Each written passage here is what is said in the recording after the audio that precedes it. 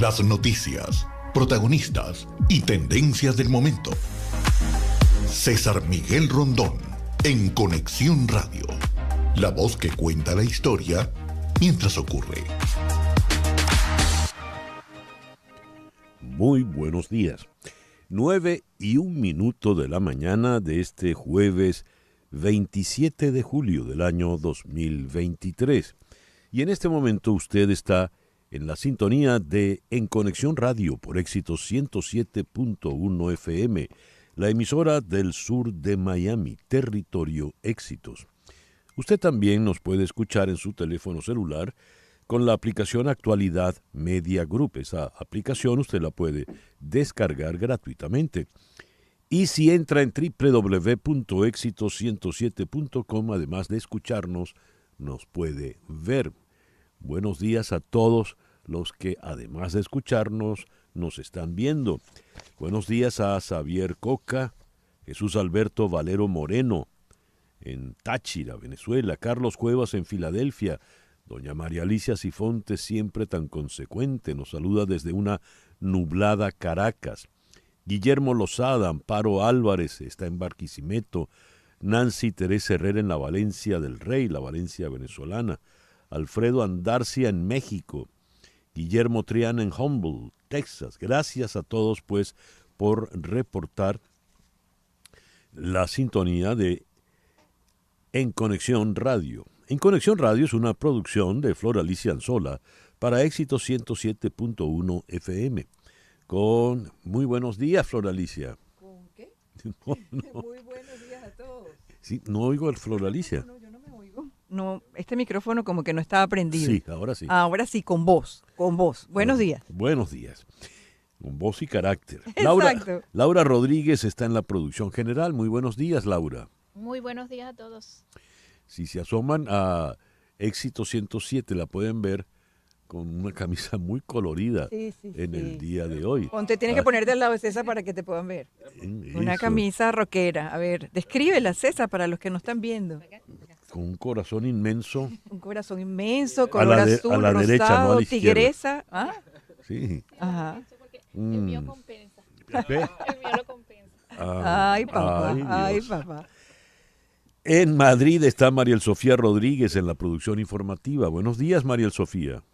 Hola, muy buenos días. Feliz jueves para todos. Saludos desde Madrid. Jesús Carreño está en la edición y montaje. Y en los controles, Daniel Patiño. Daniel, buenos días. Buenos días, César. Buenos días a todos y con el fin de semana en el horizonte. Ay, ay, ay. Ay, ay, ay. Ante el micrófono, quien tiene el gusto de hablarles, César Miguel Rondón. Hoy, 27 de julio, es el día de Santa Natalia de Córdoba, una joven cordobesa que fue mártir del Islam. Felicitaciones, pues, a todas las Natalias y Natalios. Santa Antusa de Mantinea, San Celestino I Papa, felicitaciones a los celestinos y celestinas. San Desiderato de Besanzón, San Eclesio de Ravenna. Y en el calendario astrológico de Enrico Mariani, para el día de hoy, tenemos a la luna creciente en Escorpio. Sigue esa luna perseverando allá arriba, la luna de las bajas pasiones, la luna de los celos, el sexo. Es la luna para arrancar de raíz todo aquello que no sirve, ¿eh? Es la luna para renunciar. Es la luna para decidir, hasta aquí llego, punto. Y esa luna a las 8:24 de la noche entrará creciente entonces en Sagitario. Luna creciente en Escorpio, Sol en Leo, este jueves 27 de julio del año 2023. Cuando repasamos las efemérides de este día, tenemos detalles interesantes. Por ejemplo, el 27 de julio del año 587 a.C., los babilonios destruyeron a Jerusalén, incluido el templo, y pusieron en cautiverio a todos los judíos, un cautiverio que duró 50 años.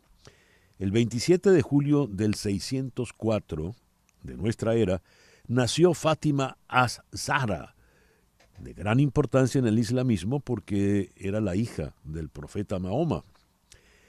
Esta efemérides la destaqué porque yo no conocía esta historia. Escuchen ustedes. El 27 de julio de 1740 nació Jeanne Barrett. Ella era una botánica y exploradora francesa. El detalle está en que ella fue la primera mujer en la historia en dar la vuelta al mundo y lo hizo disfrazada de hombre, haciéndose llamar Jeanne Barrett, con la expedición de Bougainville en los barcos Boudès y Étoile entre 1766 y 1769. El 27 de julio de 1789 se crea el Ministerio de Relaciones Exteriores, que se terminaría convirtiendo en el Departamento de Estado de los Estados Unidos, el Departamento Ejecutivo Federal responsable de las relaciones internacionales y de la política exterior. El 27 de julio de 1824 nació Alejandro Dumas, pero el hijo, atención, el hijo, porque no lo confundan con el padre, el hijo que fue el autor de La Dama de las Camelias, por ejemplo. El 27 de julio de 1919, en Chicago, en el marco del apartheid que durará hasta 1965, comienzan los disturbios raciales de Chicago, que terminarán una semana después con un saldo de 38 afroestadounidenses asesinados por ciudadanos de piel blanca. El 27 de julio de 1946 murió Gertrude Stein. Ella fue una escritora estadounidense que muy pronto se fue a París y allá se estableció por el resto de sus días. Fue una pionera del modernismo y, por ejemplo, en París en una fiesta de Hemingway, ella tiene un rol prácticamente protagónico.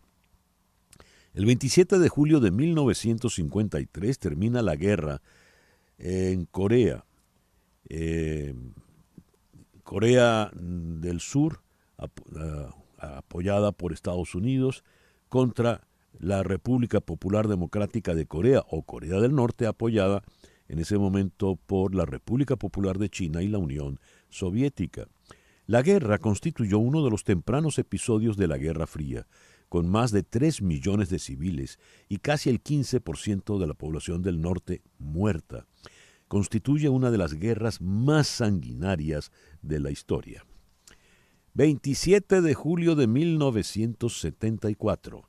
La Cámara de Representantes inicia el proceso contra el presidente Richard Nixon por su implicación en el escándalo llamado Watergate. Y para los venezolanos, el 27 de julio del 2019, se fueron dos personas muy, muy queridas.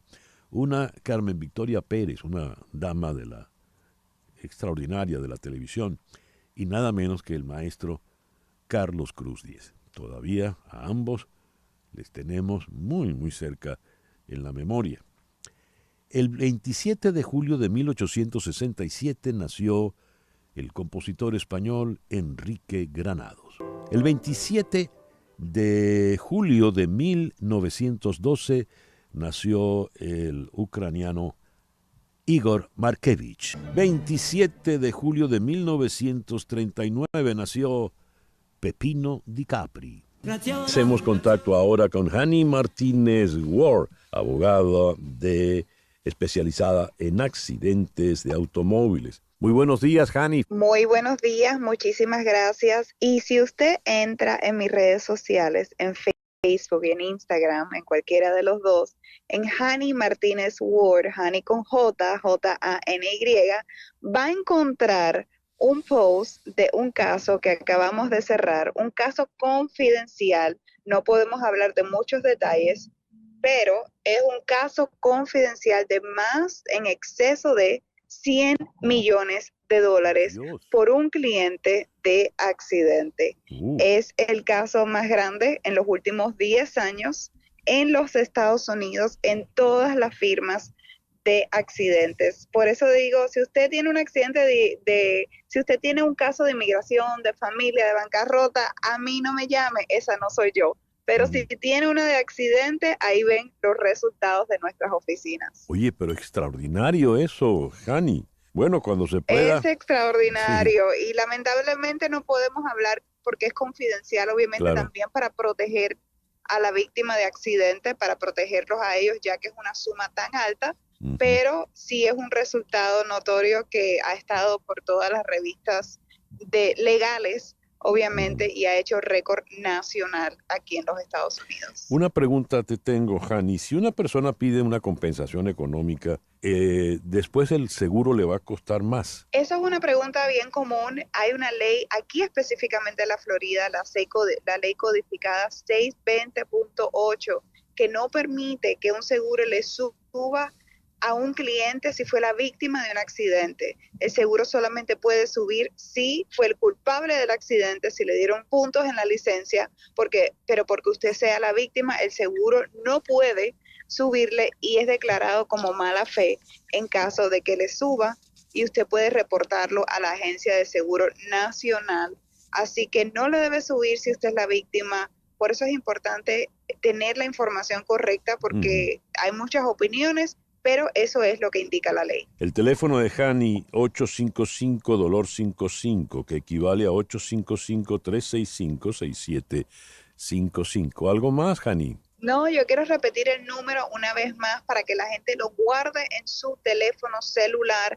Grábelo ahora. Hay muchas personas que nos llaman y dicen, solamente estoy grabando el número por si alguna amistad o alguien lo necesita en el futuro, pero ahí ya lo tiene en su celular.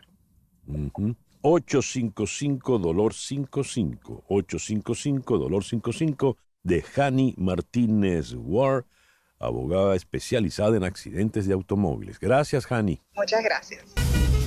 El editorial con César Miguel Rondón. Leo esta noticia proveniente de Caracas. Renunció la vicepresidenta de la Comisión Nacional de Primaria, María Carolina Uzcategui, aduciendo que no se garantizan las condiciones técnicas mínimas necesarias, es decir, la cantidad de centros y de mesas necesarias para que la primaria sea un proceso inclusivo. En el último corte del registro electoral, hecho en el pasado mes de mayo, el Consejo Nacional Electoral impuso objeciones a 53.991 electores. Estas objeciones son las que limitan el ejercicio de los derechos políticos, como, por ejemplo, postularse a cargos de elección o incluso votar. De esas 53.000 le levantaron las objeciones a apenas 721 electores. Según el último corte del registro electoral, entre los meses de marzo y mayo apenas se inscribieron 27.174 nuevos votantes. Por otra parte, el total de venezolanos habilitados para votar en el extranjero apenas llega a 107.670 ciudadanos, 40.000 de estos en los Estados Unidos, donde no hay un solo consulado. En el documento de la señora Uzcategui, cuando ella enumera las razones de su salida del cargo, dice, la leo textualmente: el tratamiento que se ha dado a los votantes en el exterior no ha sido sincero, pues no se cuenta con las capacidades necesarias para atender a una diáspora que en su mayoría no podrá participar en el proceso electoral del 2024 gracias a la política sistemática de exclusión sostenida en los últimos años por parte del gobierno nacional. Fin de la cita. La señora Uzcategui también deja claro que lamenta que el proceso electoral opositor esté siendo utilizado por intereses que, lejos de creer en la fortaleza del proceso democrático electoral, juegan a enrumbar al país por proyectos personales y no colectivos. Frente a este panorama, Uzcategui hace un llamado a los candidatos participantes en el proceso a deponer sus intereses individuales y partidistas que, lejos de fortalecer la primaria, la han fracturado. Leo de nuevo textualmente a la señora Uzcategui. Dice ella: es momento de pensar en el país y en la gente, en los mecanismos que nos permitan fortalecer el voto como instrumento para alcanzar los cambios sociales, políticos y económicos demandados por la mayoría del pueblo venezolano. Fin de la cita. Esto, por supuesto, produce preocupación. Cuando ella dice a los votantes en el exterior, no se ha sido sincero con los votantes en el exterior, pues no se cuentan con las capacidades necesarias para atender a una diáspora que en su mayoría no podrá participar en el proceso electoral por el sistema de exclusión del gobierno. Según el CNE, solo 107.670 ciudadanos están habilitados para votar en el exterior, cuando hablamos de una diáspora ya de 8 millones de venezolanos. Pero lo que más me llamó la atención es cuando ella dice lo siguiente, cuando ella ataca a los propios candidatos de la oposición. Dice, a ver, estoy buscando aquí la cita, dijo, están siendo utilizados por intereses que, lejos de creer en la fortaleza del proceso democrático electoral, hoy juegan a enrumbar al país por proyectos personales y no colectivos. ¿Qué quiso decir la señora Uzcategui con esto? ¿De quién o quiénes puntualmente está hablando? Por lo pronto es un golpe para el proceso de primarias y esto complica mucho más la situación.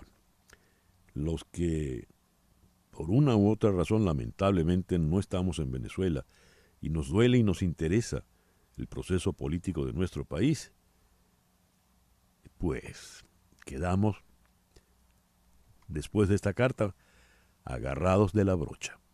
Son las 9:18 de la mañana. Hacemos una pequeña pausa y ya regresamos con las noticias de Estados Unidos, Venezuela, América Latina y el mundo. Esto es En Conexión Radio, por Éxitos 107.1 FM en Miami.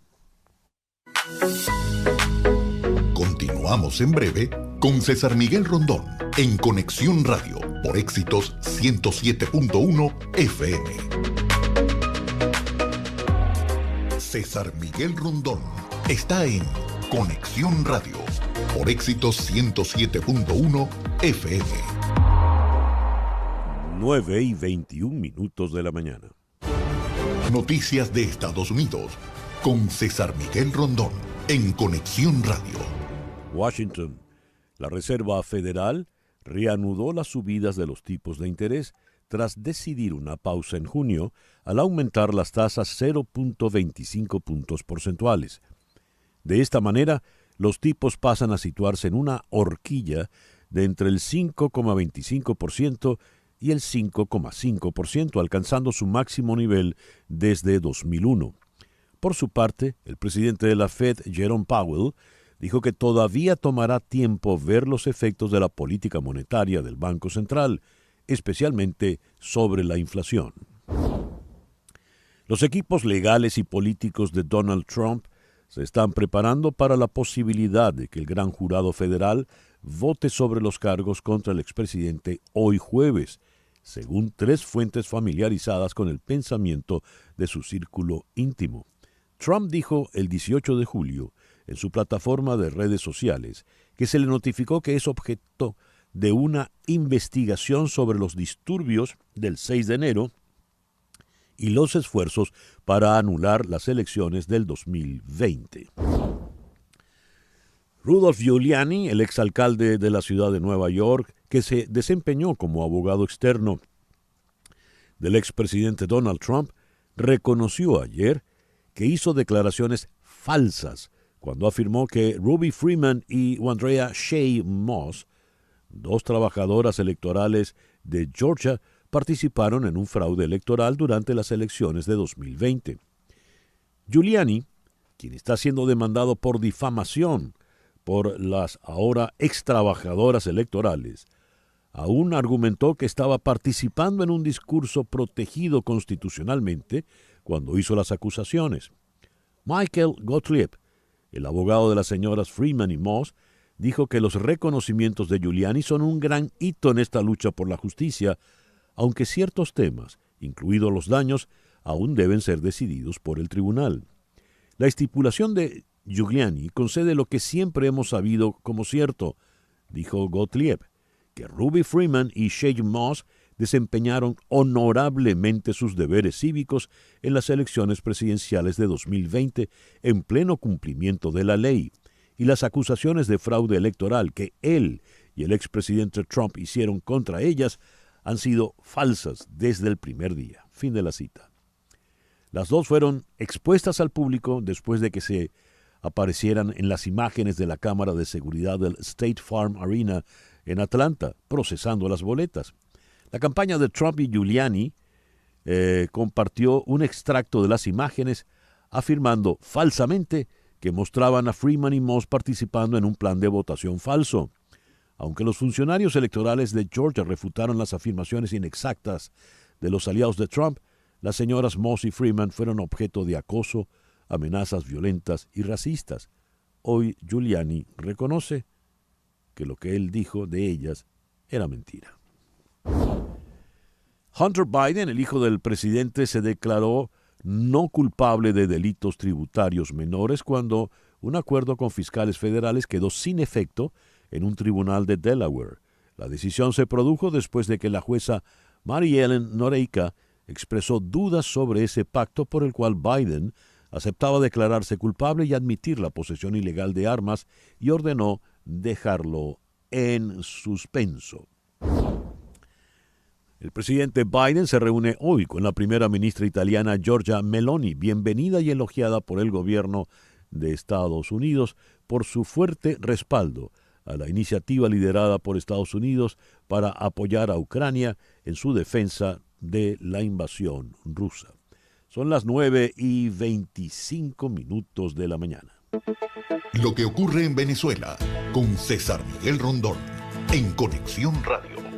La Asamblea Nacional de Venezuela emplazó a los opositores agrupados en la plataforma unitaria a solicitar la devolución de Citgo, filial de PDVSA, en Estados Unidos, que el gobierno de Maduro asegura está siendo robada.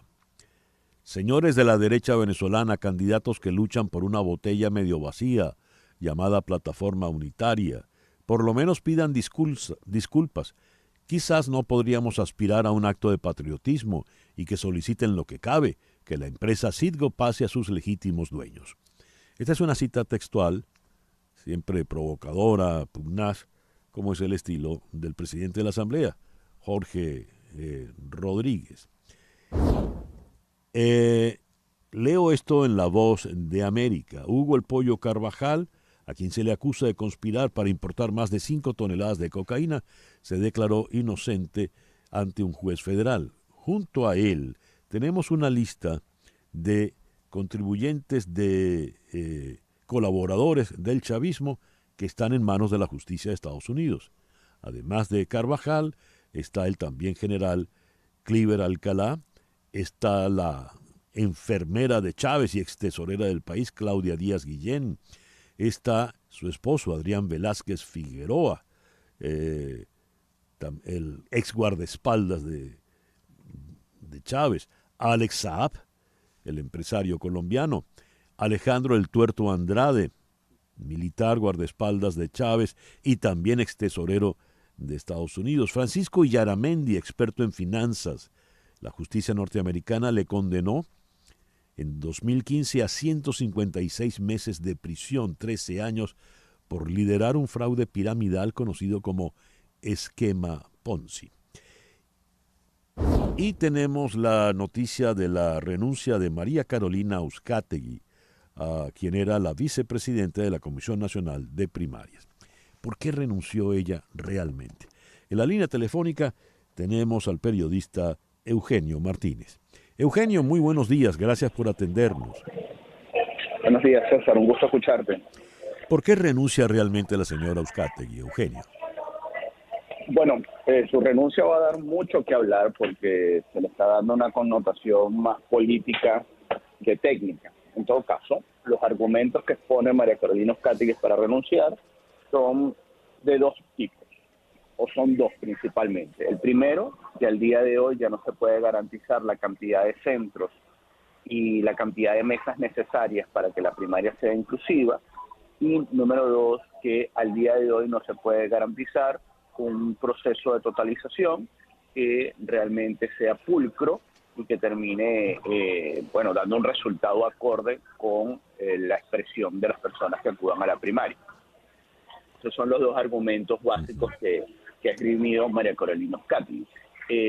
Para algunos sectores políticos esta renuncia simplemente obedece a una estrategia para dinamitar a la primaria desde la propia oposición. Sin embargo, hay que advertir que desde hace un par de semanas se viene diciendo o se viene precisando que la primaria tiene unos retos logísticos que a la fecha no ha logrado superar. Si son retos que ya son insuperables, como dice María Corina Uzcategui, ya le corresponde al presidente de la comisión de primaria reconocerlo o no, pero son problemas reales que existen y son problemas que que va a costar superarlos en caso que todavía exista tiempo para eso. Vamos a lo político, Eugenio.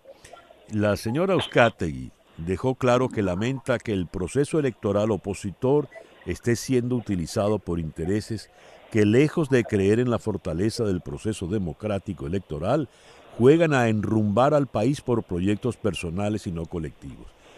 A ver, ¿qué quiso decir la señora Uzcategui con este señalamiento?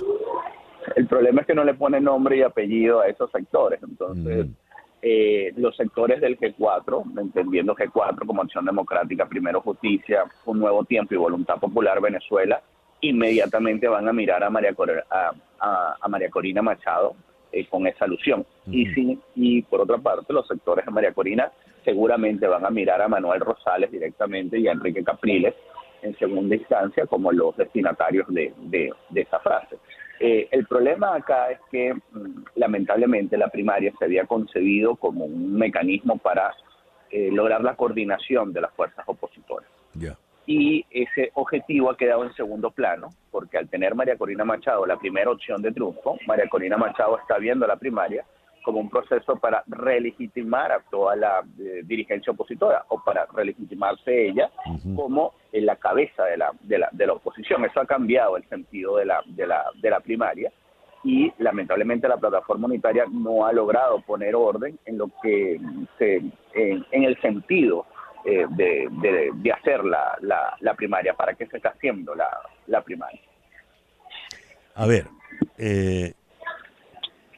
la señora Uzcategui, volviendo ahora al tema logístico, dice que no se ha sido sincero con los votantes en el exterior. No se cuenta con las capacidades necesarias para atender una diáspora que en su mayoría no podrá participar en el proceso electoral. ¿Qué pasa con los que estamos afuera entonces? ¿Quedamos agarrados de la brocha? Ese argumento de María Corina Uzcategui es el que parece más extemporáneo, porque el debate sobre el extranjero ya se había superado. De hecho, esta semana debe anunciarse que la cifra definitiva de habilitados para votar en 81 ciudades es de aproximadamente 400.000 personas, 3 veces más de lo que el Consejo Nacional Electoral ha registrado en el extranjero durante prácticamente 20 años. Sinceramente, ese argumento de María Corina Uzcategui es el que menos sentido técnico tiene, porque es un debate que ya se había superado y que ya se había explicado suficientemente por qué se limitó la primaria a 81 ciudades y a los venezolanos que ya estaban inscritos en el registro electoral. En todo caso, no deja de tener un punto cierto pensando en el 2024, que es que la gran mayoría de los venezolanos que están en el extranjero al día de hoy no pudiesen participar en la elección presidencial. Ya. Ahora te pregunto, Eugenio, ¿cuál es tú que conoces a fondo toda esta situación electoral? ¿Cuál es el futuro de las primarias? ¿Están realmente en peligro o no? Y sobre todo, pido tu opinión sobre ese planteamiento que hiciste. ¿Para qué son las primarias hoy por hoy? Porque por lo visto su objetivo no es el que tuvo originalmente. Bueno, la primaria tiene que superar retos, vencer retos legales, que es una discusión para rato, para especialmente porque hay que esperar lo que diga el Tribunal Supremo de Justicia. En todo caso, la primaria tiene unos retos logísticos que a la fecha no se han superado.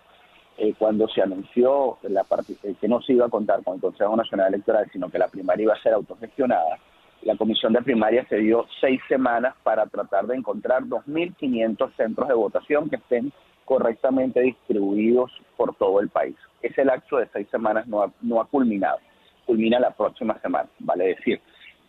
Sería ideal conocer si la próxima semana la Comisión de Primarias ha logrado realmente ubicar 2.500 centros de votación para garantizar que la primaria sea lo suficientemente inclusiva o no.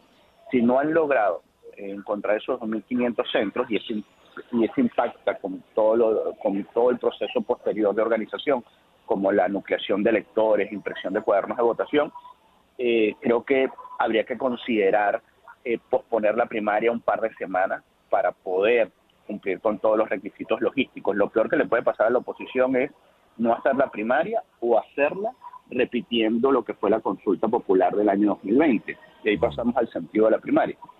La primaria se hizo para buscar un candidato presidencial que avalara, que fuera respaldado por la plataforma unitaria.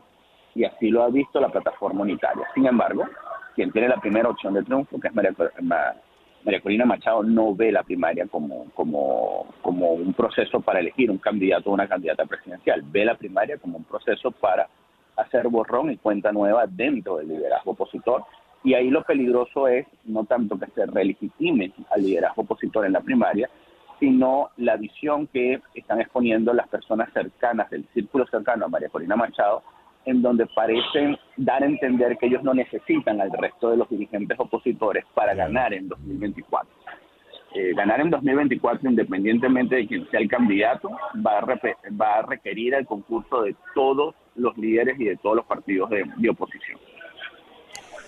Bueno, creo que ha sido bastante claro. Más de uno puede pensar ahora se acabó lo que se daba. En fin. Bueno, no es la primera vez que estamos en una dinámica como esta. Así es. Eugenio, muchísimas gracias por atendernos en la mañana de hoy. Un abrazo, César. Eugenio Martínez, periodista, 9:35. Lo que pasa en Latinoamérica, en Conexión Radio.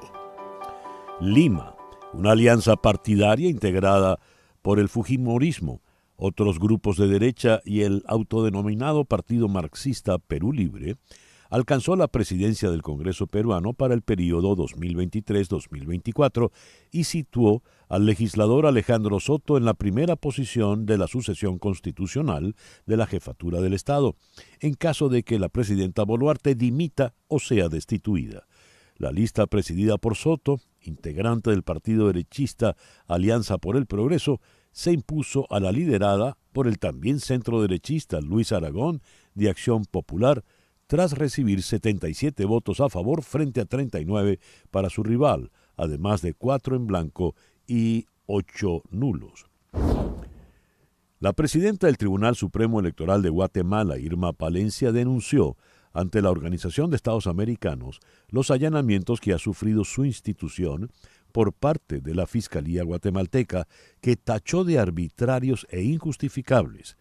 Durante una intervención telemática ante el Consejo Permanente de la OEA, la señora Palencia criticó la injerencia del Ministerio Público guatemalteco tras la primera vuelta de las presidenciales del 25 de junio, al intentar invalidar los resultados en los que el candidato Bernardo Arévalo de León del Movimiento Semilla pasó a segunda vuelta. El Congreso de El Salvador aprobó leyes que permiten a los tribunales juzgar a los pandilleros acusados en juicios masivos. En un esfuerzo por acelerar los casos, los acusados serán juzgados según el área en la que vivían y la facción de pandillas que controlaba ese territorio. Desde que el presidente Nayib Bukele lanzó una ofensiva contra las pandillas el año pasado, más de 77,000 personas han sido encarceladas en lo que se ha descrito como arrestos de red de arrastre. Tan solo el 30% de los detenidos puede tener vínculos con el crimen organizado, dijo una ONG local. A pesar de las supuestas violaciones masivas de derechos humanos, cientos de presos han muerto Mientras estaban detenidos, Bukele sigue siendo uno de los líderes más populares del mundo, ya que incluso los críticos le atribuyen haber reducido la tasa de homicidios de El Salvador, que alguna vez fue impactante. 9:38. Las noticias del otro lado del mundo. En Conexión Radio. Estados Unidos y Ucrania buscan rutas terrestres para exportaciones agrícolas ante el bloqueo de Rusia en el Mar Negro.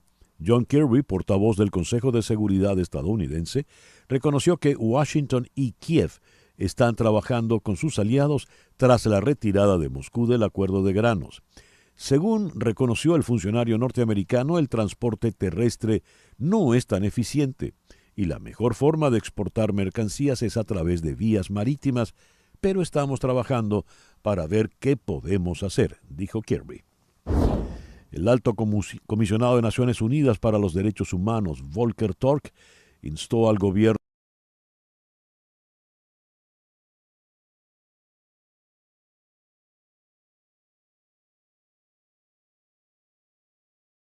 de Israel, polémica que limita los poderes de la Corte Suprema israelí.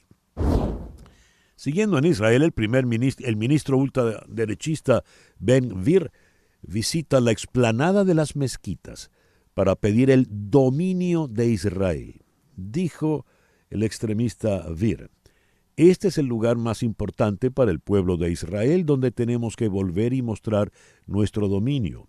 En este día, en este lugar, siempre es importante recordar: todos somos hermanos, de derechas, de izquierdas, religiosos, laicos, declaró Gvir en el sitio. Todos somos el mismo pueblo, y cuando un terrorista mira por la ventana no distingue entre nosotros ni nos separa.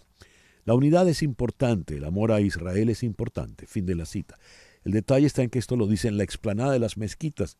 Su nombre lo dice, es un sitio musulmán. El gobierno islamista conservador de Turquía condenó como provocadora irrupción la visita a la mezquita de Al-Aqsa de Jerusalén por parte del ministro israelí de Seguridad Nacional, el ultraderechista Itamar Ben-Gvir. Condenamos fuertemente la provocadora irrupción del ministro israelí de Seguridad Nacional en la mezquita de Al-Aqsa junto a colonos extremistas y bajo la protección de las fuerzas de seguridad israelíes, según el Ministerio de Exteriores de Turquía. Y el ministro de Exteriores del gobierno de los talibanes, Amir Khan Muttaqi, se reunirá con representantes de Estados Unidos en Doha a finales de julio. Según informó el gobierno interino de Afganistán, acabar con las sanciones, las listas negras, descongelar las reservas bancarias de Afganistán y detener la violación del espacio aéreo serán algunos de los puntos que Muttaqi tratará con los representantes de Estados Unidos. Son las 9:41 de la mañana, una pequeña pausa y luego regresamos con nuestro foro del día de hoy. El hashtag lo dice todo, hashtag ola de calor. ¿Por qué este calor tan intenso? ¿Cuánto tiempo durará? ¿Subirán aún más las temperaturas? Unas de las tantas preguntas que nos haremos y ojalá sean respondidas en el foro al que ya regresamos en breve. 9:42, esto es En Conexión Radio por Éxito 107.1 FM. Continuamos en breve con César Miguel Rondón en Conexión Radio por Éxitos 107.1 FM. Estamos en Conexión Radio con César Miguel Rondón. Contratar los servicios de un abogado de inmigración es un asunto serio, porque establecerse en Estados Unidos requiere de trámites que debes realizar con abogados con experiencia y conocimiento, y este es el caso de las abogadas de Canelo Fadul Immigration, especialistas en visas de inmigración laboral, familiar y humanitarias, entre otras. Suman ellas más de 55 años de experiencia, asesorando desde la solicitud de la visa hasta la obtención de la residencia y posterior ciudadanía. Si necesitas asesoría para inmigrar, llama al 1-844-864-4727. que equivale a 1844, migrar. Di que llamas de mi parte y la primera consulta será gratis. También puedes escribir a inmigraya@canerofadul.com. Canero Fadul Immigration, reputación, confiabilidad y efectividad. Esta noticia viene desde Italia. Un centenar de científicos y académicos italianos, encabezados por el Premio Nobel de Física Giorgio Parisi, escribieron una carta abierta a los medios de comunicación en la que piden que no se hable de mal tiempo, sino de las consecuencias del cambio climático. En la carta dicen: omitir esta información condena a las personas a una sensación de impotencia, precisamente en un momento histórico en el que todavía es posible construir un futuro mejor. Es como si en la primavera del 2020 las noticias solo hablaran de hospitalizados o fallecidos por problemas respiratorios sin mencionar la causa del COVID, ni la solución que ya estaba para ese momento. Esta noticia me da pie para que entremos entonces en el foro en la mañana de hoy con el hashtag Ola de Calor. ¿Por qué este calor tan intenso en todo el hemisferio norte? Porque hay noticias de calor terrible en Italia, en Europa, en China, por no hablar de lo que vivimos acá en Estados Unidos. Para este foro hemos invitado al señor Roberto Molleda. Él está aquí en Miami y es meteorólogo del Servicio Meteorológico Nacional de Estados Unidos. Roberto, muy buenos días. Muchísimas gracias por acompañarnos en el programa de hoy. Y tenemos en Washington, D.C. a Javier Sierra, vocero del Sierra Club, experto precisamente en estos temas ambientales. Javier, un gusto saludarte de nuevo. Gracias por acompañarnos. Muchas gracias a ti, César. Muy buenos días. Bien, lo que no sabía era que ahora estabas en Washington otra vez, ¿no? Regresamos. Ya veo que regresaste. Muy bien. Vamos a comenzar con el señor Molleda. ¿Por qué tenemos esta ola de calor? Vamos a hablar, no le voy a preguntar por Europa, ni China, ni mucho menos, pero puntualmente acá en el sur de Estados Unidos, ¿por qué esta ola de calor tan intensa? Sí, buenos días. Bueno, si estamos hablando del sur de la Florida, donde las temperaturas más altas han sido más notables, y también parte de, por ejemplo, de Texas. Otras partes del sur de Estados Unidos no han tenido tanto calor. O sea, esto es algo que no se ha hablado mucho. O sea, esta ola de calor ha sido un poco más concentrado, o sea, en lo que es la península de la Florida y también parte de los estados de Texas. O sea, estamos hablando ya sobre las últimas semanas. Y es, bueno, debido a varios factores. Principalmente es una alta presión, o sea, la alta presión subtropical, que es parte del patrón típico del tiempo en el verano, en el mar Atlántico. Esa alta subtropical ha estado más débil este verano, y por lo tanto esa alta más débil ha causado que los vientos locales aquí en el sur de la Florida, los vientos han sido menos, o sea, han disminuido con menos vientos, o sea, no hemos tenido esa brisa del Atlántico que normalmente modera las temperaturas aquí en el sur de la Florida en el verano. No hemos tenido ese patrón tan frecuentemente como típicamente lo hemos tenido, y por eso las temperaturas han subido, o sea, han sido mayor de lo normal, y también una contribución por las temperaturas del mar alrededor de la Florida que han estado más calientes de lo normal. O sea, esos son, para mí, por lo menos en mi análisis local, esos son los factores principales por los cuales hemos tenido temperaturas más altas del promedio este verano. Mencionó usted, señor Molleda, la temperatura del agua, y entrar en las playas de Miami en este momento es como entrar en una sopa, ¿no? Es agua realmente caliente. Eso es normal, ¿no? Bueno, es normal que en esta época la temperatura del mar aquí en el Atlántico que esté en niveles altos. Eso es normal. Ahora, sí, la temperatura del mar actualmente está un poco sobre el promedio. O sea, normalmente debe de estar, por ejemplo, vamos a hablar de Miami Beach, por ejemplo, Fort Lauderdale, right? Sí. La temperatura típica en esas zonas del mar, en la playa, en unos 86, 87 grados. Actualmente está como unos 88, 89, tal vez cerca de 90 grados. No sé si está llegando a 90 en el Atlántico, pero sí, o sea, está un poco sobre lo normal. Y eso, o sea, no solo aquí frente a la costa, sino sobre gran parte del Atlántico Occidental.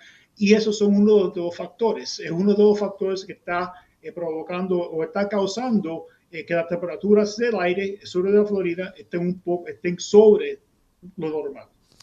El señor Roberto Molleda, quien habla, es meteorólogo del Servicio Meteorológico Nacional. Los meteorólogos suelen hablar puntualmente de lo que está pasando en el momento. Y sus proyecciones, a lo sumo, llegan, por ejemplo, un par de semanas hacia adelante, ¿verdad? Una visión distinta tiene el señor Javier Sierra, vocero del Sierra Club.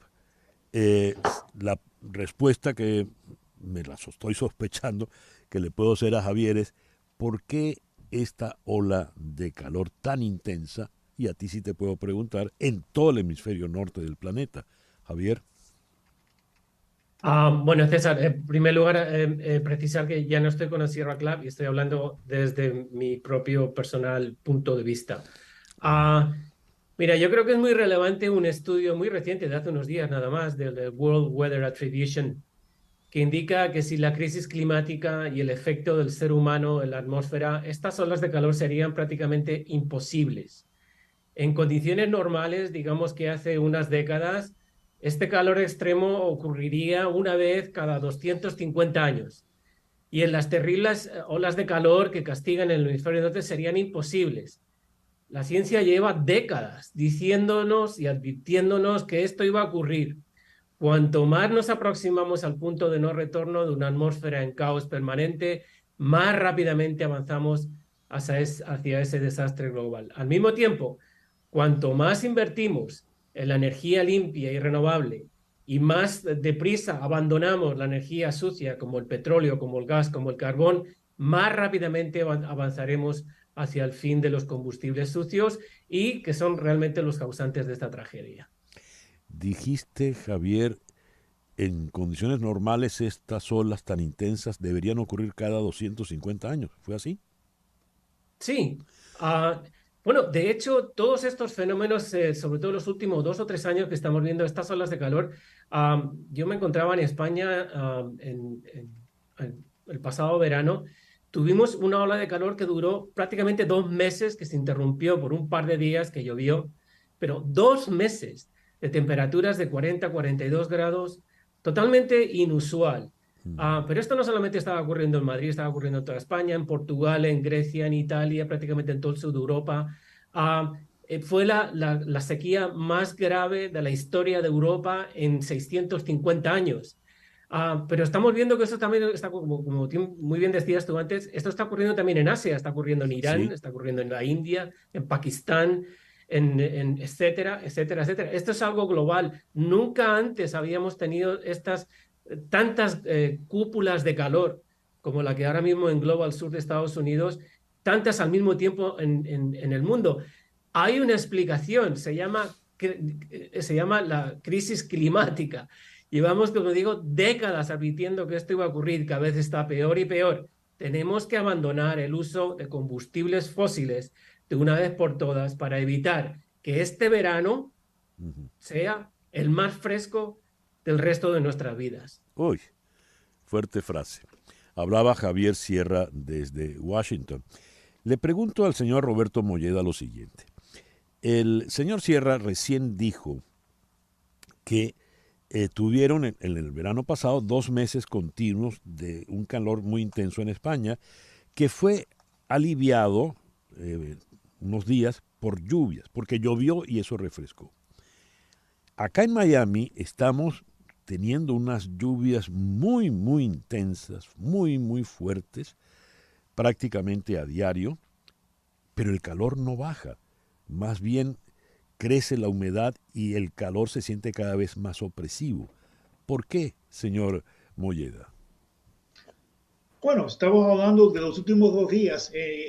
Las temperaturas han bajado bastante. O sea, este fin de semana pasado y al principio de esta semana, las temperaturas máximas en Miami y también en West Kendall llegaron a 98 grados. Uy. Sin embargo, ayer, cuando ingresaron las nubes o la nubosidad y las lluvias, las máximas solo fueron de 90 en Miami y 87 en West Kendall. O sea, hay que entender un poco que nosotros seguimos esto día tras día.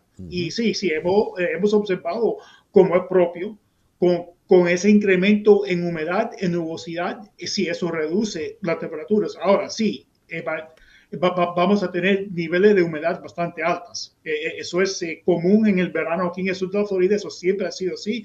Yo nací en Miami, me crié aquí en Miami, siempre hemos tenido veranos muy húmedos y muy calurosos. Sí, han incrementado las temperaturas, pero el clima en general de verano en Miami se caracteriza como caliente y húmedo en el verano.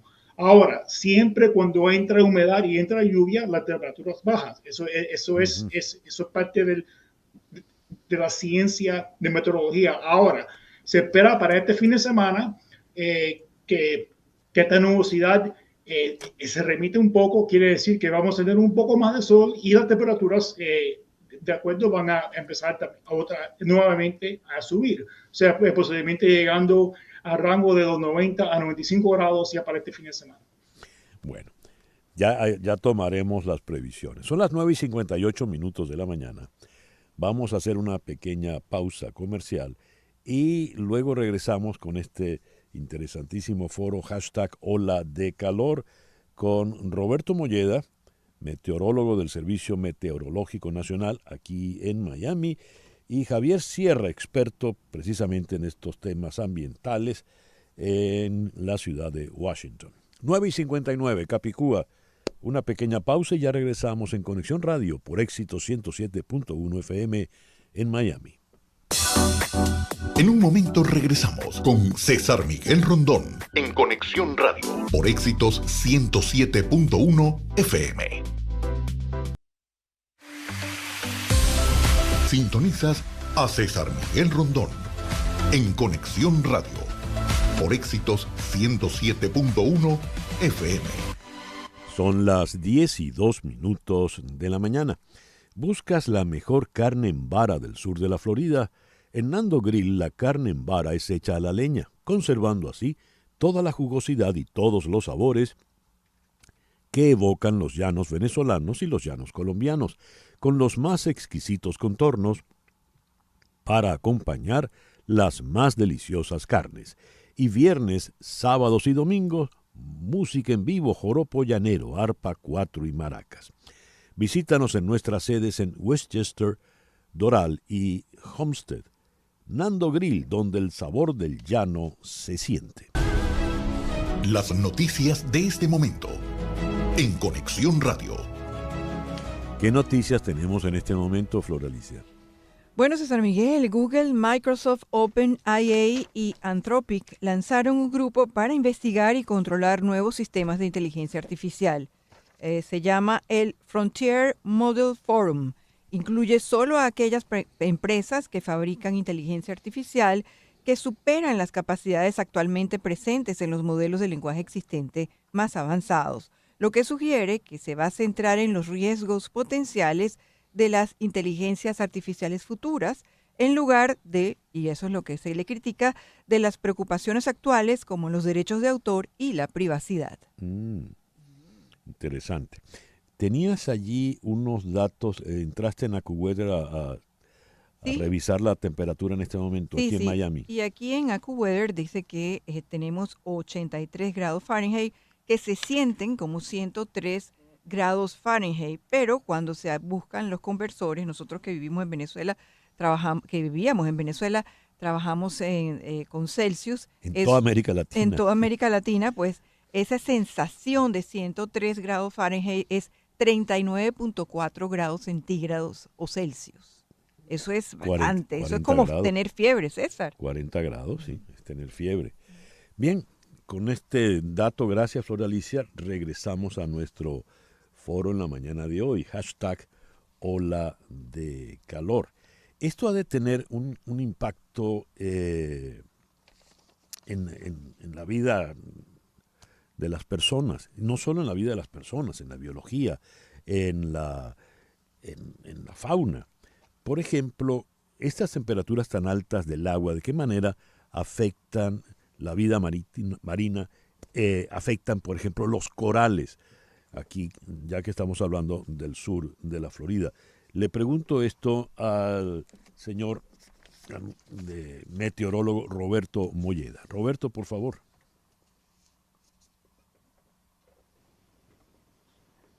Sí, ¿cuál es la pregunta? Perdona. Sí, le preguntaba de qué manera estas altas temperaturas afectan la vida marítima, los corales, la vida en el mar y los mismos bañistas, ¿no? Porque los bañistas están expuestos a un sol inclemente y luego entran, como decía, a unas temperaturas muy altas en el agua.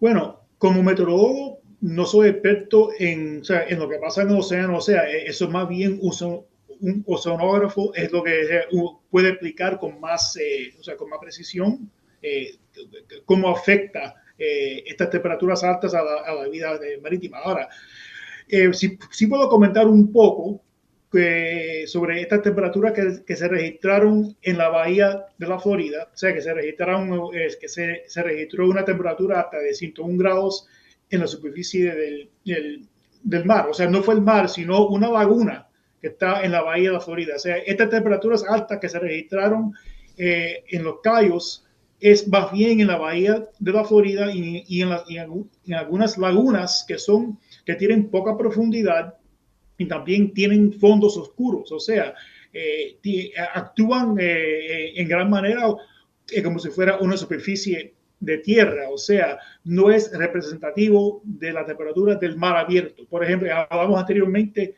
de las temperaturas del mar en la playa, por ejemplo, Miami Beach o Fort Lauderdale, están más bien cerca de los 88 grados y se han mantenido más o menos iguales en los últimos días. Sin embargo, esta temperatura que se ha registrado en la bahía de la Florida y en estas lagunas que están encerradas han fluctuado mucho, o sea, subieron hasta 100, 101 grados, pero actualmente están sobre los 80, 85 grados debido a la nubosidad y a las lluvias que han caído desde ayer, como también afectan la temperatura del aire, también afectan las temperaturas de estas bahías y estas lagunas que están encerradas y no están expuestas al mar abierto. Ya, muchas gracias por la explicación, Roberto. Y tengo entendido que ya debes abandonarnos por otros compromisos, así que te agradezco mucho la participación en este foro en la mañana de hoy. Roberto Molleda, meteorólogo del Servicio Meteorológico Nacional aquí en Miami. Gracias, Roberto. Ya, muchas gracias, sí, un placer. Bien, vamos ahora a Washington con Javier Sierra. A ti te paso la pregunta, Javier, que nos darás una respuesta seguro mucho más amplia. ¿De qué manera estos calores afectan la vida humana, la fauna y, por ejemplo, en el caso biológico marítimo, los corales? ¿Qué nos puedes decir, Javier? Bueno, César, fíjate que si no fuera por los océanos, la ciencia nos dice que la Tierra ya se hubiera calentado hasta niveles incompatibles con la civilización humana. Pero este extraordinario exceso de carbono en los océanos está causando su acidificación, curiosamente, y haciendo cada vez más difícil que moluscos y bivalvos puedan construir sus caparazones. Las altas temperaturas de las aguas también están causando el blanqueo de los arrecifes de coral, uno de los ecosistemas más complejos y cruciales de la Tierra. Y que recordemos que cuanto más cálidas sean las aguas de los océanos, más violentas y más mortales serán las tormentas que se creen en su superficie. ¿Por qué? Hay, digamos, vamos a llamarlo así, hay dos combustibles que aceleran la potencia de los huracanes. Por un lado, la temperatura del agua. Cuanto más caliente sea, más fuerza habrá en los vientos. Y por otro lado, la cantidad de humedad que existe en el aire. Cuanta más humedad haya, peores serán las lluvias y peores serán las inundaciones. Así es que, como nos estaba diciendo el meteorólogo anteriormente, las temperaturas que están llegando a 100 grados o a 90 grados en las aguas alrededor de la Florida, pues no nos auguran nada optimista en cuestión de lo que cuando empiecen a llegar los huracanes en el Caribe, claro. Claro. Javier, cuando comencé el foro leí esta información que nos venía desde Italia, donde un centenar de científicos y académicos, encabezados por el Nobel Giorgio Parisi, escriben a los medios pidiéndoles que no hablen de mal tiempo, sino de las consecuencias del cambio climático. Y en la carta dicen textualmente: omitir esta información condena a las personas a una sensación de impotencia, precisamente en un momento histórico en el que todavía es posible construir un futuro mejor. ¿Compartes esa observación? ¿Todavía es posible construir un futuro mejor? Por supuesto, si no, no estaría haciendo lo que estoy haciendo ahora mismo, César. Ya. Tenemos que ser optimistas por una variedad de razones. En primer lugar, ya tenemos la tecnología, los conocimientos científicos, los recursos e incluso la voluntad universal de combatir la crisis climática. Lo que falta una vez más lo que nos falta en demasiados casos es la voluntad política. Eso es lo que nos hace, porque realmente, mira, en los últimos años, digamos en los cinco últimos años, se ha instalado más energía limpia en el planeta que energía sucia. De hecho, ahora mismo la energía solar es la más barata que existe. Se ha abaratado en un 90% en los últimos 10 años. Tener un carro eléctrico es mucho más barato mantenerlo que mantener un carro convencional de motor de explosión. Hay muchas razones para ser optimistas. Sin embargo, tenemos también que ser realistas. Existe una estrecha relación entre las catástrofes y la crisis climática. El extraordinario calentamiento de la atmósfera favorece las sequías, favorece el calor extremo que estamos sufriendo, que todo esto reseca los bosques, evidentemente, y los convierte en yesca a merced de cualquier chispa. Y no es que hace unos días nada más, aquí en Washington también estábamos recibiendo los humos de la quema de los bosques canadienses. Y antes de los bosques canadienses fueron los bosques australianos. En Siberia, el bosque mediterráneo en Europa, que está ardiendo ahora mismo en Creta, por ejemplo, la costa oeste de Estados Unidos, los bosques de Chile hace unos meses, etcétera, etcétera, etcétera. No podemos seguir quemando los combustibles fósiles que originan las condiciones climáticas para que estos desastres sigan ocurriendo.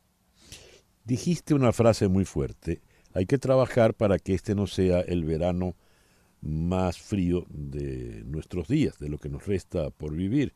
Y en alguna oportunidad te comenté un par de veranos atrás un titular de El País en Madrid que decía: en 25 años recordaremos este caluroso verano como un verano helado. De seguir la tendencia, ¿a dónde vamos a llegar? Discúlpame. Sí, adelante, no, tranquilo. Desde luego, lo quiero poner desde este punto de vista. Cuanto más retrasemos el combate contra la crisis climática, es decir, cuanto más retrasemos el abandono de los combustibles, el petróleo, el gas y el carbón que están causando esta crisis, cuanto más retrasemos eso, más deprisa avanzamos hacia el punto de no retorno. Es decir, hacia una atmósfera en caos permanente en la que la civilización humana va a ser muy complicada. Al mismo tiempo, cuanto más invertimos en la energía limpia y renovable, en la solar, en la eólica, las corrientes marinas, etcétera, cuanto más invertimos, cuanto más ganas le metemos, cuanto más recursos le metemos, más deprisa conseguimos que se eliminen los combustibles sucios. Estamos en una carrera paralela ahora mismo. Yo creo que vamos a ganar. Ahora, ¿vamos a ganar cuándo?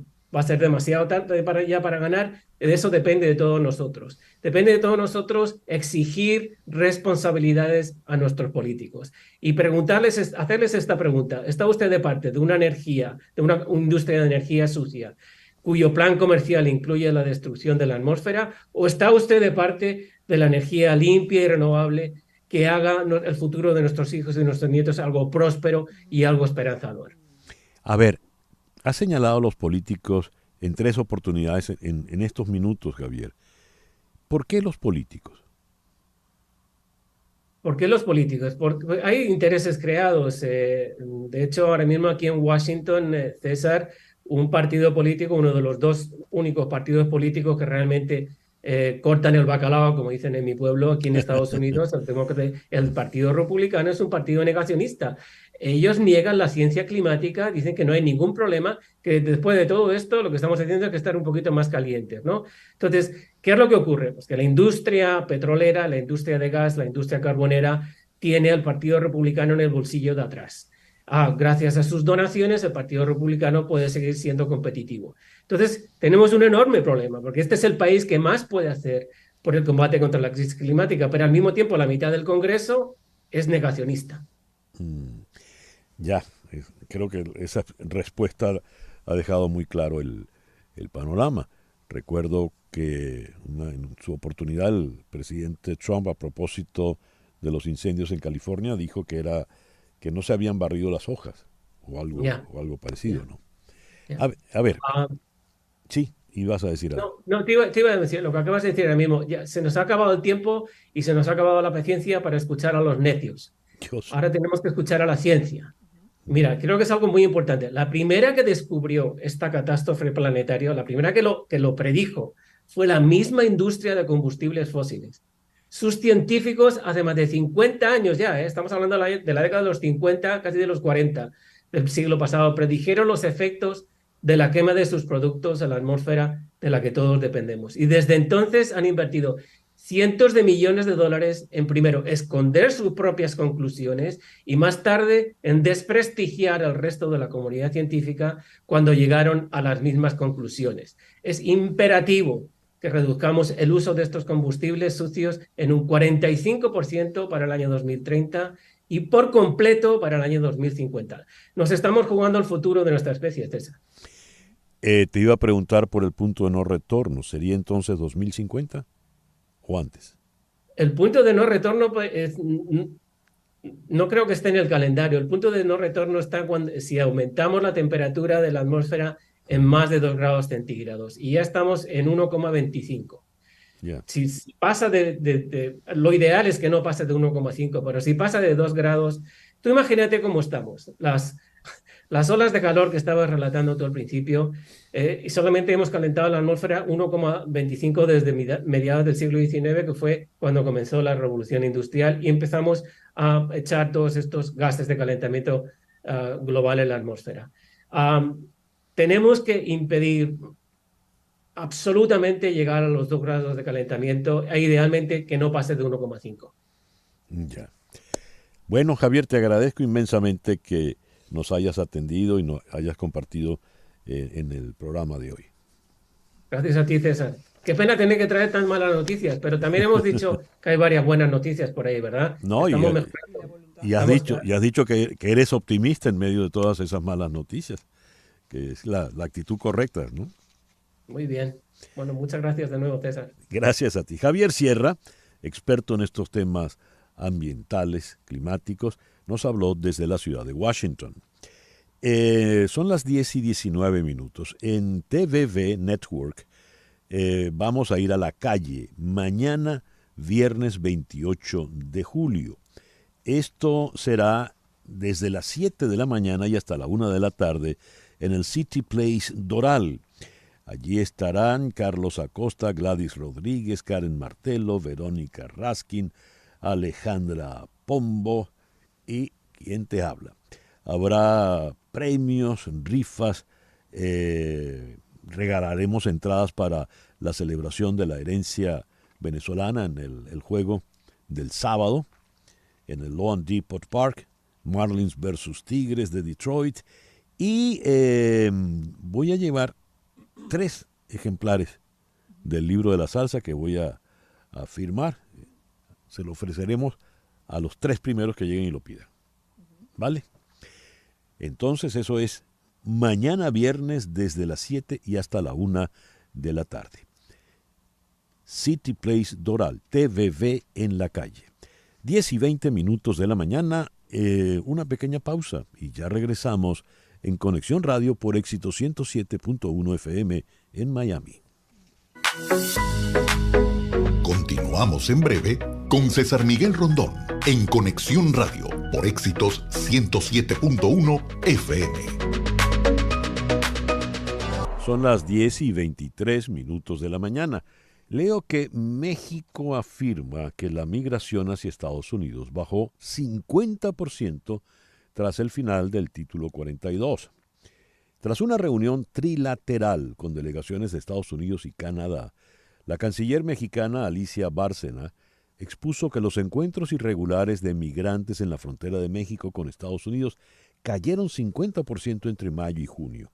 ¿Cómo se pudo lograr eso cuando se suponía que más bien se incrementaría el número de migrantes tras el fin del Título 42?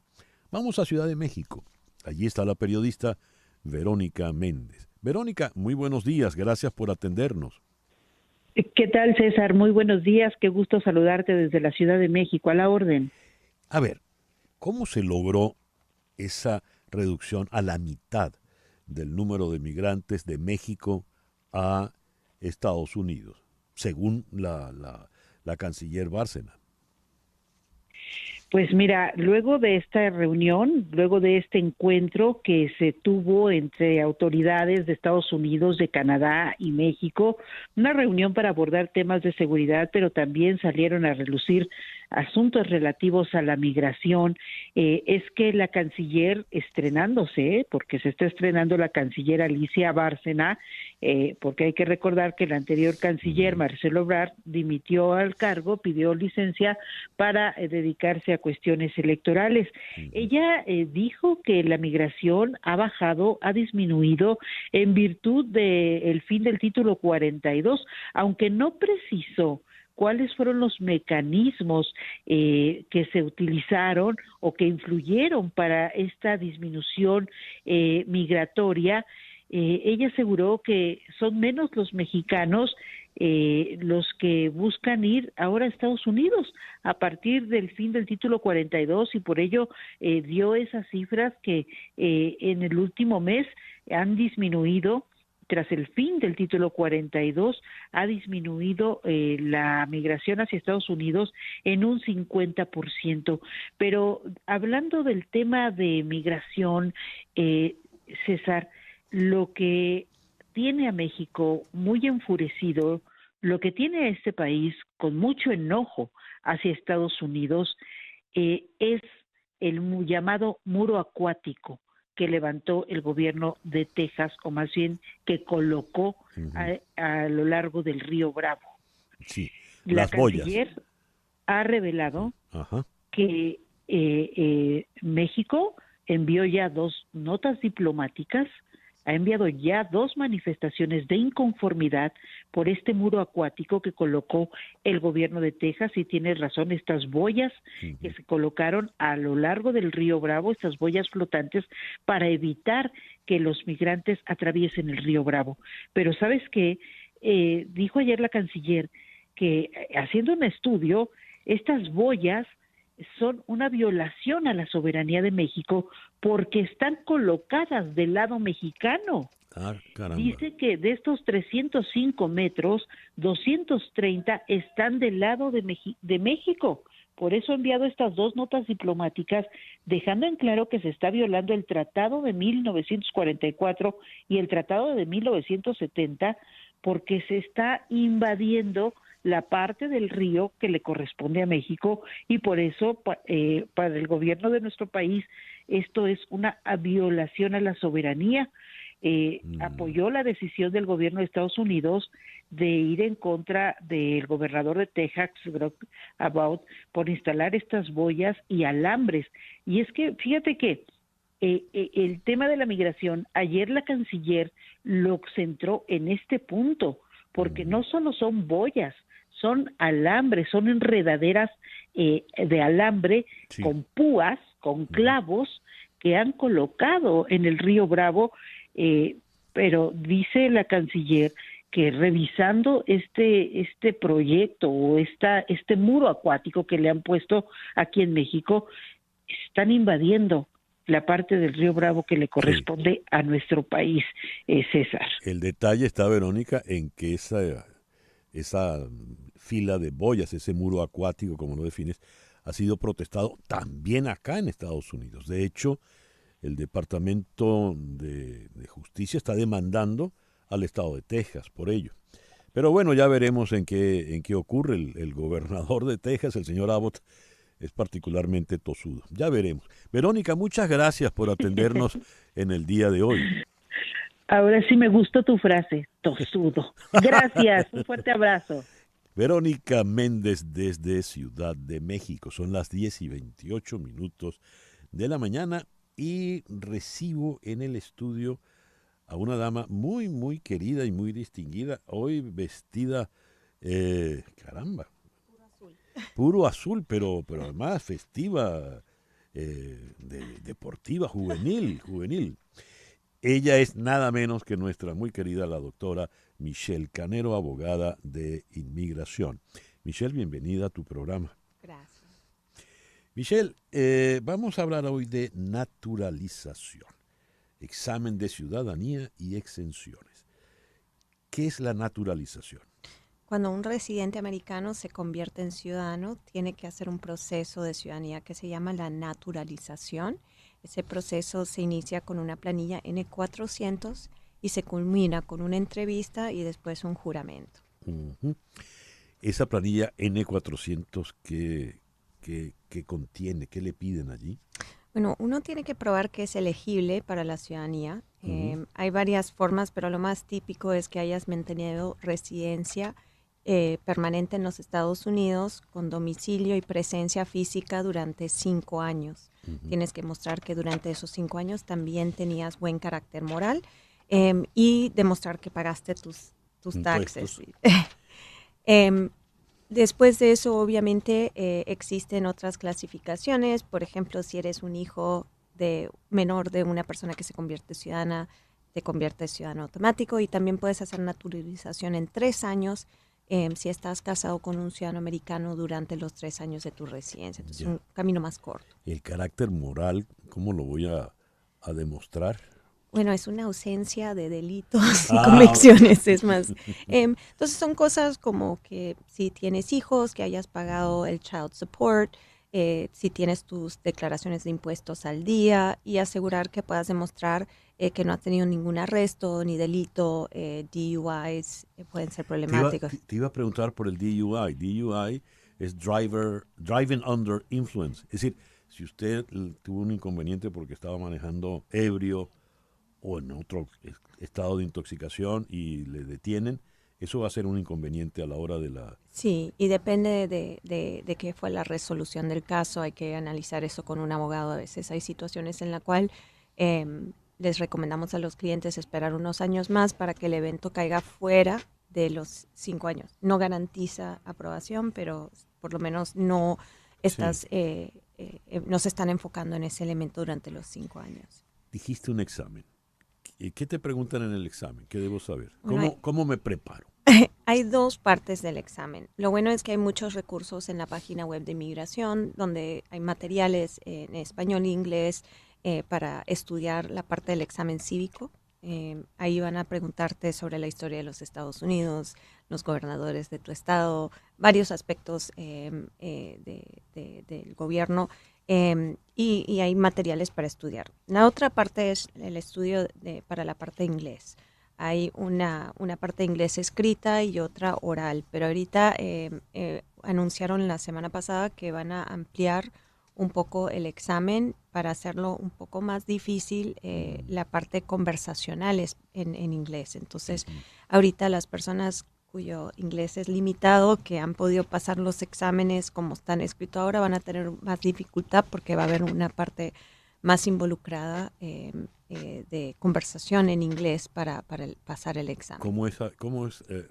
¿Cómo solía ser esa conversación en inglés? No he estudiado todavía los detalles porque no han publicado exactamente qué va a ser, pero han indicado que los nuevos criterios van a tener una parte oral más involucrada de lo que ha sido hasta el día de hoy. Entonces vas a tener que tomar, pero hay cursos de inglés, digo, muchas de las universidades y los community colleges ofrecen cursos de inglés particularmente para estudiar para el examen, pero sí, es necesario. El detalle está en que más de una vez he oído, lo que pasa es que es muy difícil aprender en Miami donde todo el mundo habla español, ¿no? Eso es verdad. Sí. Ahora, sí hay excepciones. Entonces, personas mayores de 55 años que tienen más de 15 años en los Estados Unidos, hay ciertas categorías de personas, si tienes residencia por mucho tiempo y eres mayor de 55 años, puedes calificar para una exención. También hay exenciones para personas que tienen limitaciones físicas o mentales.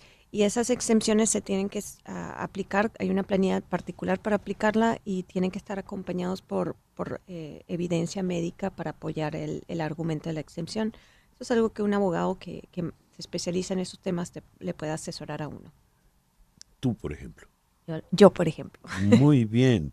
Entonces yo creo que usted debe anotar el teléfono de Michelle Canero. 844-864-4727. Eso equivale a 844-8-MIGRAR. Y cuando llame, diga que está llamando de mi parte, que la primera consulta de la doctora Canero va a ser gratis. Así es. También puede escribir a inmigraya@canerofadul.com. Una vez que hiciste el examen, aprobaste el examen, todo, ¿qué viene? Hay una ceremonia de juramento, que es ahí donde invitas a toda la familia a observar tu conversión en ciudadano americano, pero es muy lindo la ceremonia. Entonces hay un grupo de personas que también hayan pasado su examen, típicamente son como 100 personas y hacen toda una ceremonia en la oficina de USCIS. Bueno. Es bien lindo. Muy bien.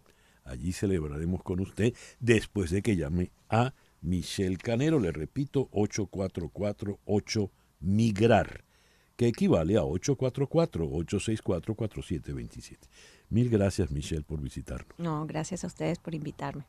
En nuestra lectura de las noticias de Estados Unidos, la noticia que encabezó fue esta que nos remitió a Washington. La Reserva Federal reanudó las subidas de los tipos de interés tras decidir una pausa en junio al aumentar 0.25 puntos porcentuales. De esta manera, los tipos pasan a situarse en una horquilla de entre 5,25 y 5,5%. Es el nivel más alto desde 2001. ¿Llegamos ya al final de las subidas o no? Vamos a Washington precisamente para consultar con el analista y consultor económico y financiero Isaac Cohen. Isaac, muy buenos días, gracias por atendernos. Encantado, César. Muy buen día. A ver, ¿qué podemos esperar de este nuevo incremento? Bueno, primero que nada, la pregunta que hiciste es válida. ¿Es esa la última subida o no? Sí.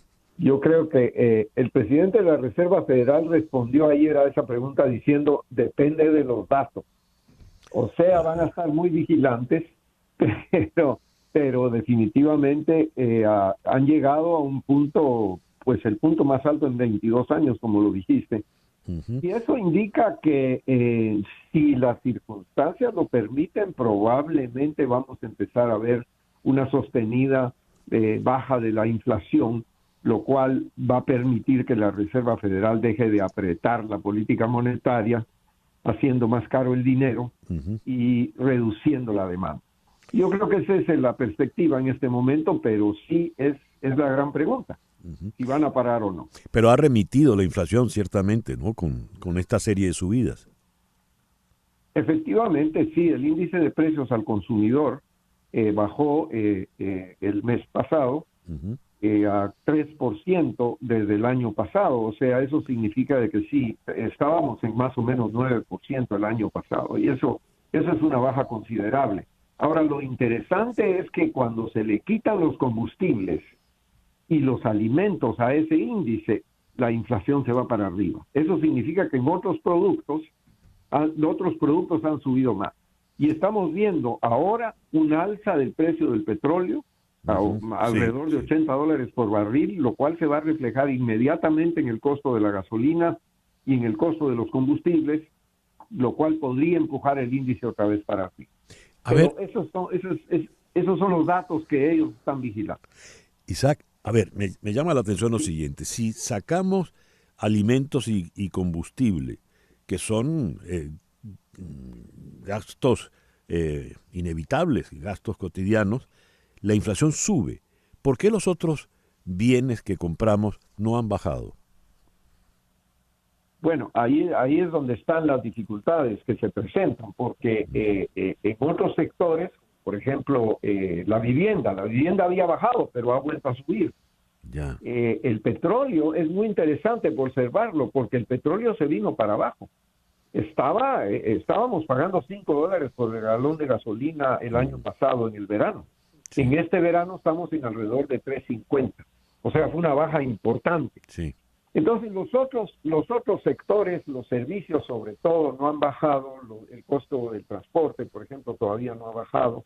Los salarios han empezado a aumentar por encima de la inflación. Y eso creo yo que refleja el hecho de que la inflación todavía no ha cedido suficiente. Cuando el señor Powell dice hay que ver cómo evoluciona todo esto, ¿cuánto tiempo se está dando el señor Powell para una eventual nueva subida? Bueno, en agosto no hay reunión de la Reserva Federal, afortunadamente, así que se va a quedar todo como está. Hasta la tercera semana de septiembre viene la siguiente reunión. Y ahí probablemente, antes de eso, van a haber 2 anuncios sobre empleo y 2 anuncios sobre el costo de vida, que son factores importantes para la decisión que tome la Reserva Federal en septiembre. Pero vamos a ver, yo creo que si la inflación cede más, probablemente hagan una pausa en septiembre. Ya. Pero habían dicho a principios de año que probablemente van a subir 2 veces la tasa. Esta fue la primera, esperemos la segunda. Isaac, una última pregunta. Hablamos de que no sigan subiendo las tasas, pero en ningún momento se habla de bajar las tasas. Eso está descartado.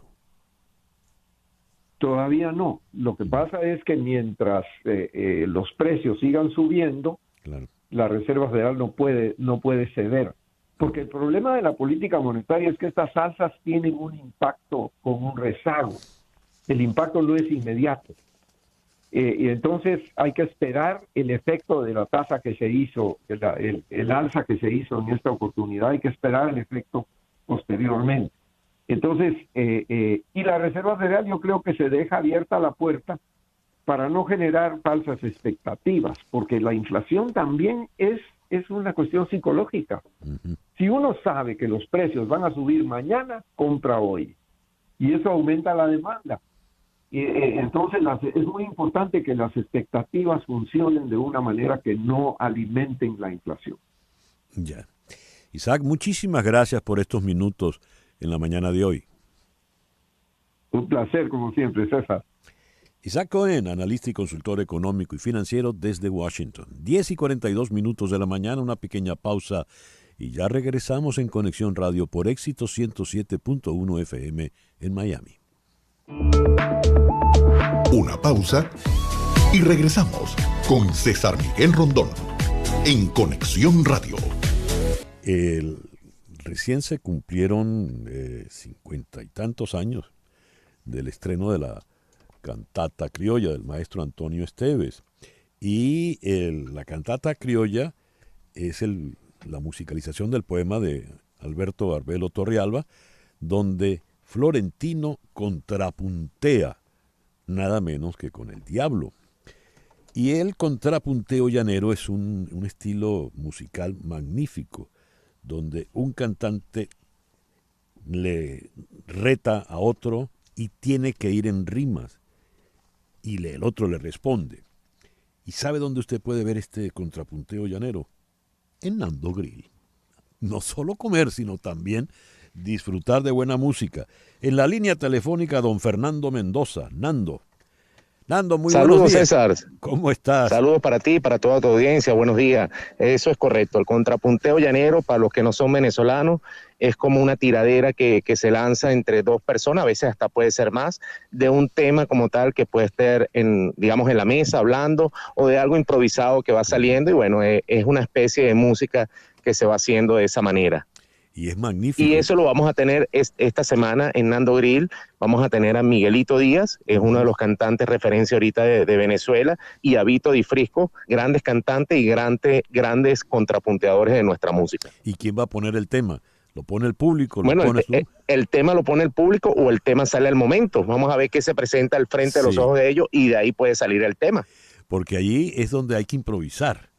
Es correcto. Y sobre todo teniendo el pie para poder, porque mucho del reto está en cambiarle el pie al otro, que es lo que ocurre cuando el diablo contrapuntea con Florentino en la cantata criolla, ¿no? Así empieza la historia. Y la continuamos entonces en Nando Grill. Sí, es correcto. Además de la maravillosa carne en vara y el condumio, el contorno exquisito, que ahora incluye chicharrones. Chicharrones, pescado frito y bueno, un sinfín de cosas que vamos incluyendo en nuestro menú para que todas esas nacionalidades conozcan lo que hacemos nosotros en Venezuela, ahora transportado aquí a los Estados Unidos, un país que tiene muchas nacionalidades y que queremos exportar esa cultura nuestra en todos los estados de los Estados Unidos para que sepan que los venezolanos aquí sí podemos llevar nuestra cultura y nuestro folclore y por supuesto nuestra música llanera. En Homestead, Westchester y Doral, Nando Grill, donde el sabor del llano se siente. Mil gracias, Nando. Allí estaremos para disfrutar ese maravilloso contrapunto. Gracias a ustedes. Mucho salud y buen día. Nando Grill, el dueño, precisamente, Fernando Mendoza, el dueño de Nando Grill. 10:49 de la mañana. La inteligencia artificial de Microsoft ya está disponible para navegadores. ¿Cómo funciona esto?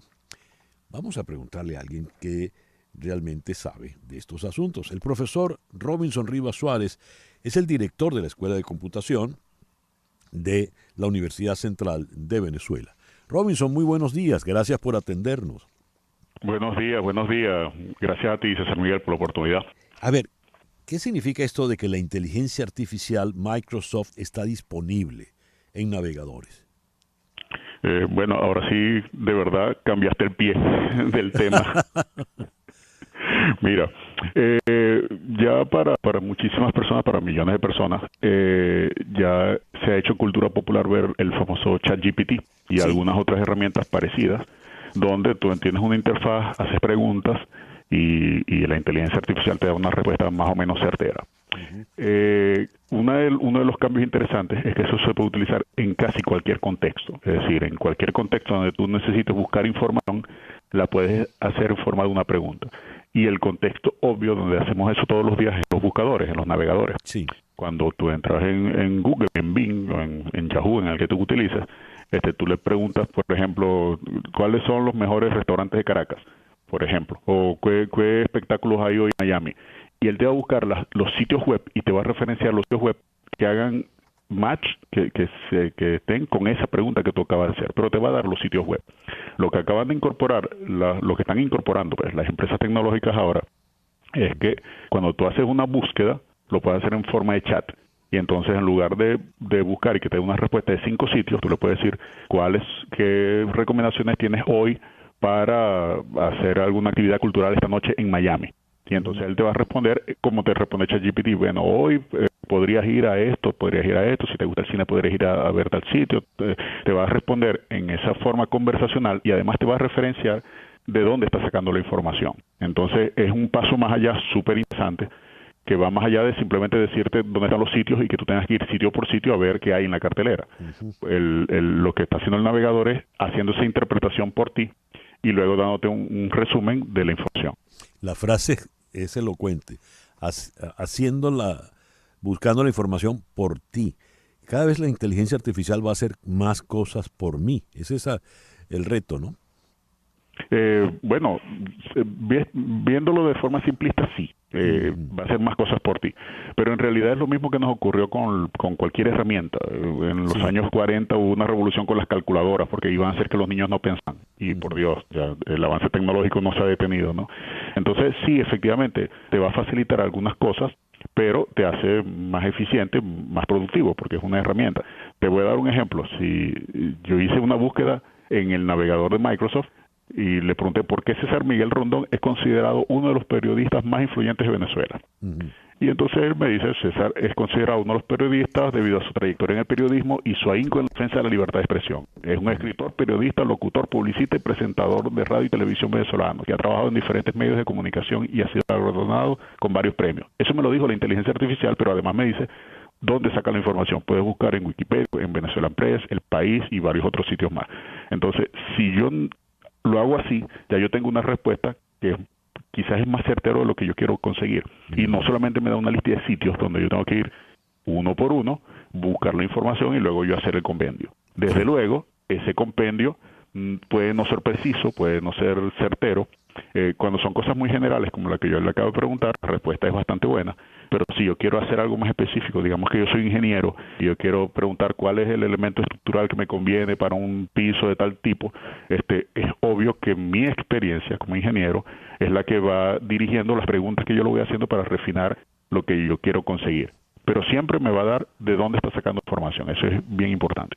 Muy bien. Por lo pronto, Robinson, le doy las gracias a la inteligencia artificial por esos conceptos tan positivos que emite de mi persona, ¿no? Oye, muy interesante esta conversación, Robinson. De verdad te la agradezco. Sí, además esto va a estar en todos los navegadores principales, particularmente en Chrome, del de Google, en Firefox. Cada uno va a tener por detrás algún tipo de inteligencia artificial diferentes que te va a facilitar las búsquedas. Y la idea es que en lugar de decirte, te conseguí 1000 páginas donde está la información, puede hacer un resumen, un compendio más o menos bien elaborado y muy bien escrito además, donde te va a decir, mira, esto es lo que conseguí, lo puedes refinar allí. Entonces tú refinas la pregunta y refinando la pregunta de acuerdo a tu experticia, pues vas obteniendo cosas más certeras. Por eso te digo, no sustituye a nadie. Yo no soy médico, entonces yo lo puedo hacer por generales, pero un médico sí va a hacer las preguntas necesarias para obtener información más precisa y de dónde. Eso es la diferencia, que él te va a decir de dónde está sacando la información. Magnífico. Robinson, muchas gracias por estos minutos. No, pero por favor, un placer. Robinson Rivas Suárez es el director de la Escuela de Computación de la Universidad Central de Venezuela en Caracas, 10:55. Las noticias de este momento en Conexión Radio. Ya para cerrar, ¿cuáles son las noticias, Flor Alicia? Bueno, fíjate, César, Kevin Spacey fue absuelto de todos los cargos 6 años después de haber sido acusado de agresión sexual, como recordarás. El actor que ganó premios Oscar por sus actuaciones en American Beauty y The Usual Suspects vio cómo su carrera se acababa después de que se le acusara de haber agredido a 4 hombres. Spacey le dijo a la corte que los cargos eran una locura y una puñalada por la espalda, diciendo que cualquier contacto había sido consensuado y en su mente romántico. Entre los testigos ante la corte estaba Elton John, quien confirmó la afirmación de Spacey de que no había estado en la fiesta en la que supuestamente había ocurrido un asalto. El actor aún puede tener dificultades para encontrar roles importantes en la industria, dijo un experto en relaciones públicas al The Guardian, con ese nivel de publicidad negativa que ha habido alrededor de Kevin Spacey. Bueno, quedó, como se dice coloquialmente, rayado. Gracias, Flor Alicia. Hoy es el día, en Venezuela es el Día Nacional del Bibliotecólogo y el Archivólogo. En Argentina es el Día del Antropólogo. Es el Día Mundial del Cáncer de Cabeza y Cuello. Es el Día Internacional del Perro Callejero. Y el Día Mundial de Andar en Zancos. Bueno, pues 10:56 de la mañana. Y así nos vamos por el día de hoy. En Conexión Radio es una producción de Flor Alicia Anzola para Éxito 107.1 FM, con Laura Rodríguez en la producción general, Mariel Sofía Rodríguez en la producción informativa, Jesús Carreño en la edición y montaje, Daniel Patiño en los controles y ante el micrófono, quien tuvo el gusto de hablarles, César Miguel Rondón.